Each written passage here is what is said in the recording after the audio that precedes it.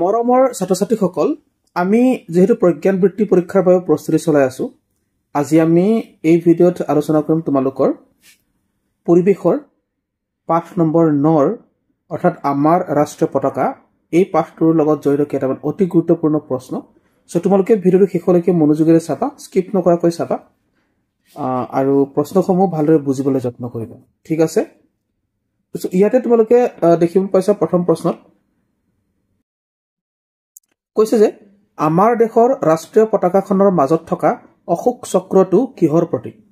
ঠিক আছে, আমাৰ দেশৰ যি ৰাষ্ট্ৰীয় পতাকা তোমালোকে জানাই তিনি বৰণীয়া জাতীয় পতাকা এই বুলি। এই জাতীয় পতাকাটোকে কি বুলি কয়? ৰাষ্ট্ৰীয় পতাকা বুলি কয়। একেটাই কথা। এনেকে যে থাকে যে এই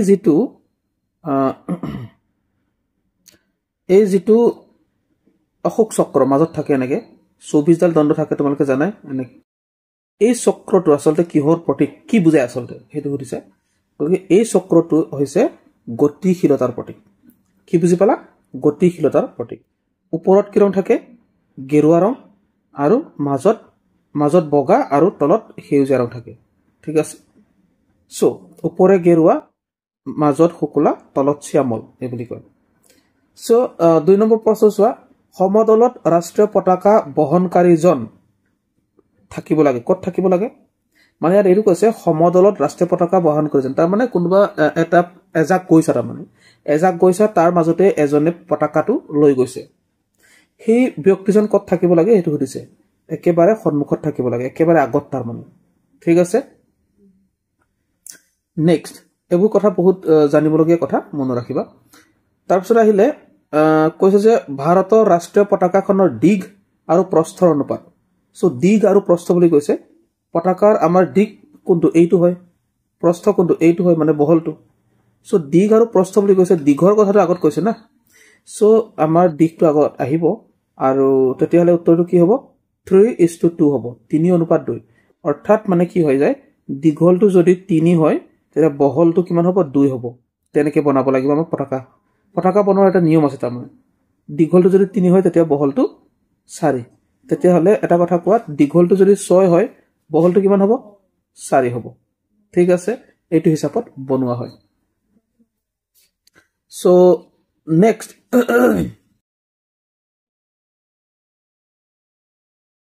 প্ৰশ্নত কি কৈছে চোৱা। নেক্সট প্ৰশ্নত কৈছে যে অশোক স্তম্ভটো ভাৰতৰ ৰাষ্ট্ৰীয় প্ৰতীক হিচাপে কেতিয়া গ্ৰহণ কৰা হয়? অশোক স্তম্ভটো তোমালোকে জানাই, য'ত 4টা সিংহ যে থাকে যে, হয় নে নহয়? এই যিটো অশোক স্তম্ভ, এইটো কেতিয়া ৰাষ্ট্ৰীয় প্ৰতীক হিচাপে গ্ৰহণ কৰা হয়? এইটো 1950 চনৰ 26 জানুৱাৰী তাৰিখে ৰাষ্ট্ৰীয় প্ৰতীক হিচাপে গ্ৰহণ কৰা হয়। বহুত ইম্পৰ্টেণ্ট প্ৰশ্ন। সো নেক্সট আহিলে ত্ৰিৰংগা পতাকাখনে ভাৰতৰ ৰাষ্ট্ৰীয় পতাকা হিচাপে কেতিয়া স্বীকৃতি লাভ কৰিছিল? ঠিক আছে, ত্ৰিৰংগা পতাকা মানে আমাৰ ভাৰতৰ জাতীয় পতাকাৰ কথা কৈছে। কেতিয়া আচলতে স্বীকৃতি পাইছিলে? এইটো 1947 চনৰ 22 জুলাই তাৰিখে। 1947 চনৰ 22 জুলাই তাৰিখে আমাৰ পতাকাখন আমাৰ ৰাষ্ট্ৰীয় পতাকা হিচাপে স্বীকৃতি পাইছিলে। ঠিক আছে, নেক্সট আহিলে ৰাষ্ট্ৰীয় পতাকাৰ কোনটো ৰঙে উৰ্বৰতা, সমৃদ্ধি আৰু মংগলময়তাক বুজায়? উৰ্বৰতা কিহৰ লগত জড়িত? মাটিৰ লগত জড়িত। ঠিক আছে, সো আমাৰ পতাকাৰ একেবাৰে তলৰ ৰংটো কেনেকুৱা আছিলে? একেবাৰে তলৰ ৰংটো আছিলে সেউজীয়া। গতিকে আমাৰ মাটিৰ তলত আছে না, গতিকে এই সেউজীয়া ৰংটোৱে আমাৰ উৰ্বৰতাৰ প্ৰতীক। অ'কে, লগতে সমৃদ্ধি আৰু মংগলময়তাৰো প্ৰতীক হয়। অ'কে, নেক্সট চোৱা। নেক্সট আহিলে অশোক চক্ৰটোৰ আন এটা নাম কি? অশোক চক্ৰটোৰ আন এটা নাম হৈছে ধৰ্মচক্ৰ। এই যিটো এইটো চক্ৰৰ কথা কৈছে, পতাকাৰ মাজতে থাকে যে, এইটো অলপ আগতে আমি পাইছিলো প্ৰগতিশীলতাৰ প্ৰতীক, এইটো ধৰ্মচক্ৰ বুলিও কয়। অ'কে, সো নেক্সট, আমাৰ ৰাষ্ট্ৰীয় সংগীতটো কিমান ছেকেণ্ডৰ ভিতৰত গাই শেষ কৰিব লাগে? ইয়াৰ উত্তৰটো হৈছে 52 ছেকেণ্ডৰ ভিতৰত।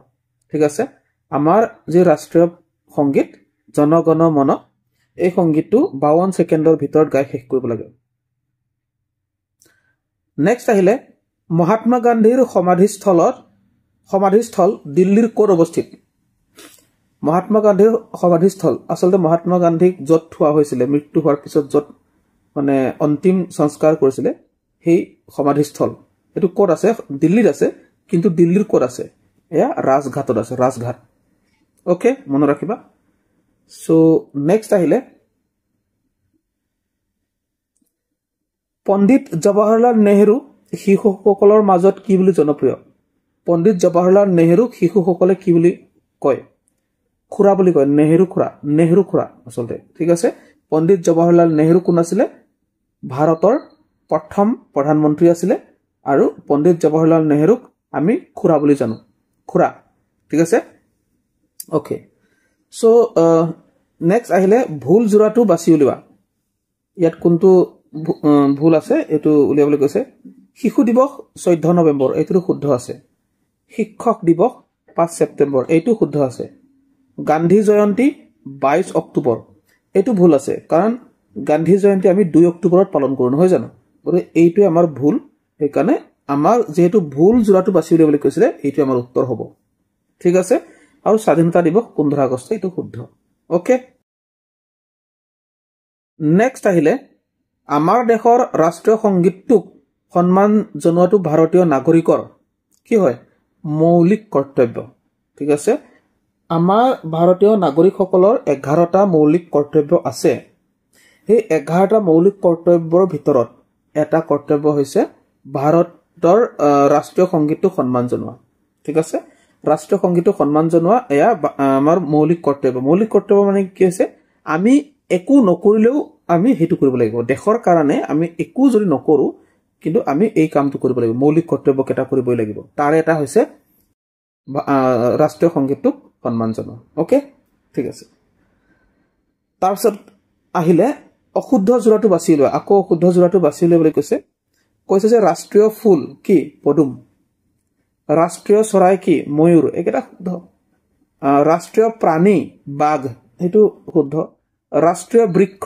হুলুং গছ এটো শুদ্ধ ঠিক আছে ৰাষ্ট্ৰীয় বৃক্ষ কি হয় বট গছ হয় এটো হুলুং হৈছে আমাৰ অসমৰ জাতীয় বৃক্ষ হয় অসমৰ জাতীয় বৃক্ষ হুলুং হয় গতিকে আমাৰ অমিলটো এইটোই কাৰণ ইয়াৰ ৰাষ্ট্ৰীয় বৃক্ষ হুলুং দিয়া আছে সেইকাৰণে এটো অমিল হ'ল ওকে আৰু আমাক যেহেতু অমিল অৰ্থাৎ অশুদ্ধ জোৰাটো বাছি লবলৈ কৈছে এইটোই আমাৰ উত্তৰ হ'ব সো নেক্সট ৰাষ্ট্ৰীয় প্ৰতীকৰ একেবাৰে তলত কি লিখা আছে ৰাষ্ট্ৰীয় প্ৰতীকৰ একেবাৰে তলত কি লিখা আছে সত্যমেৱ জয়তে লিখা আছে ৰাষ্ট্ৰীয় প্ৰতীকৰ একেবাৰে তলত কি লিখা আছে সত্যমেৱ জয়তে ঠিক আছে সো নেক্সট আহিলে ৰাষ্ট্ৰীয় প্ৰতীকৰ মোহৰটো ক'ত ব্যৱহাৰ কৰা নহয় ঠিক আছে ইয়াৰ উত্তৰটো হৈছে পৰীক্ষাৰ প্ৰশ্ন কাকতত ৰাষ্ট্ৰীয় প্ৰতীকৰ মোহৰটো ব্যৱহাৰ কৰা নহয় ঠিক আছে বাকি ডাক টিকট বা চৰকাৰী কাগজ পত্ৰ বা পোষ্ট কাৰ্ড আদিত ৰাষ্ট্ৰীয় প্ৰতীকৰ মোহৰটো ব্যৱহাৰ কৰা হয় পৰীক্ষাৰ প্ৰশ্ন কাকতত হেতু ব্যৱহাৰ কৰা নহয় নেক্সট আহিলে ভাৰতৰ দ্বিতীয় গৰাকী ৰাষ্ট্ৰপতি কোন ঠিক আছে ভাৰতৰ প্ৰথম গৰাকী ৰাষ্ট্ৰপতিটো তোমালোকে জানাই ডক্টৰ ৰাজেন্দ্ৰ প্ৰসাদ কিন্তু আমাক সুধিছে দ্বিতীয় গৰাকী গতিকে দ্বিতীয় গৰাকী কোন গম পোৱা নে ডক্টৰ সৰ্বপল্লী ৰাধাকৃষ্ণন হৈছে ভাৰতৰ দ্বিতীয় গৰাকী ৰাষ্ট্ৰপতি ঠিক আছে নেক্সট আহিলে ৰবীন্দ্ৰনাথ ঠাকুৰক কি বুলি জনা যায় ঠিক আছে ৰবীন্দ্ৰনাথ ঠাকুৰক কি বুলি জনা যায় কবিগুৰু বুলি জনা যায় কবিগুৰু ৰবীন্দ্ৰনাথ ঠাকুৰ বাকি তোমালোকে চিনি পাইছা সাহিত্যৰথী কবিৰত্ন কলাগুৰু ৰবীন্দ্ৰনাথ ঠাকুৰক কবিগুৰু বুলি জনা যায় ওকে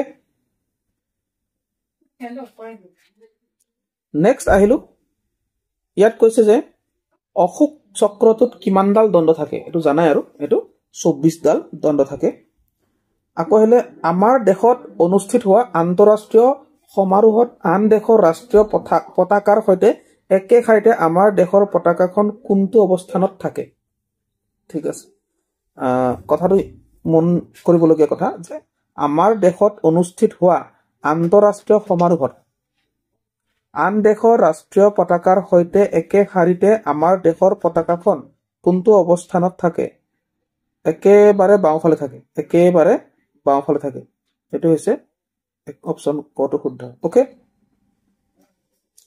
নেক্সট আহিলে ভাৰতৰ ৰাষ্ট্ৰীয় সংগীতটো কোনে লিখিছিল ভাৰতৰ ৰাষ্ট্ৰীয় সংগীত তোমালোকে জানাই কোনে লিখিছিল ৰাষ্ট্ৰীয় সংগীতটো ৰবীন্দ্ৰনাথ ঠাকুৰে লিখিছিল